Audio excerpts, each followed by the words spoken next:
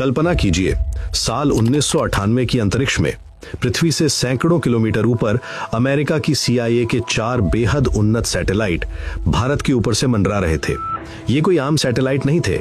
इनमें की होल और लैक्रोस जैसे बिलियन डॉलर सैटेलाइट शामिल थे, जिनकी नजर इतनी तेज थी कि अगर धरती पर कोई इंसान अखबार पढ़ रहा हो तो ही अंतरिक्ष से उस अखबार की हेडलाइन तक पढ़ सकते थे।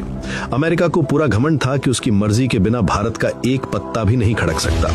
अमेरिकी खुफिया एजेंसियों को 100% यकीन था कि भारत के हर कदम, हर विचार पर उनकी पैनी नजर है।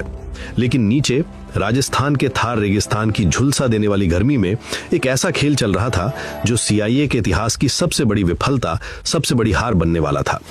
रेत के उन ऊंचे टीलों के बीच भारतीय सेना की वर्दी पहने कुछ लोग एक ऐसा काम कर रहे थे जिसने पूरी दुनिया को अंधा कर दिया था। ये लोग कोई आम सैनिक नहीं थे, बल्कि इनके कंधों पर पूरे देश का भविष्य टिका था। इनका नेतृत्व कर रहा था एक ऐसा शख्स जिसके नेम प्लेट पर लिखा था डॉक्टर APJ अब्दुल कलाम। आखिर देश के सबसे बड़े वैज्ञानिक को सेना की वर्दी क्यों पहननी पड़ी?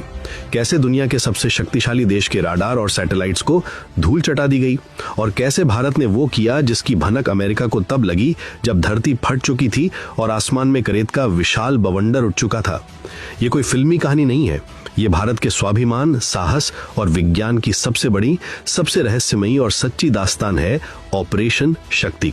पोखरण 2 की वो गुप्त कहानी जिसे सुनकर आज भी हर भारतीय का सीना गर्व से चौड़ा हो जाता है। आइए समय के पन्नों को पलटते हैं और उस खुफिया चक्रव्यूह के अंदर चलते हैं जिसे भेदने की ताकत दुनिया की किसी महाशक्ति में नहीं थी। कहानी की असली शुरुआत 1998 से नहीं बल्कि दशकों पहले हो चुकी थी।